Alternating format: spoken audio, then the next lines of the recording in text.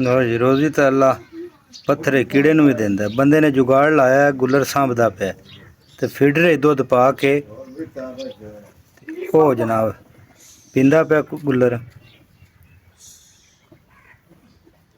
ये केड़ी नस्ल दा गुलर ए जी पिस्ता हैं? पिस्ता पिस्ता है। हाँ जी ये किन्ने दे आंदा है? ए जी मैंने तो हाले इन्ना को नहीं पता। ए हाले इन्ना को नहीं पता। ये कित्थों लियांदा गुलर है? ए जी ढाई तो लिया। अच्छा हाँ जी फैसलाबाद तो लियांदा। ये किन्ने दिनां दा है?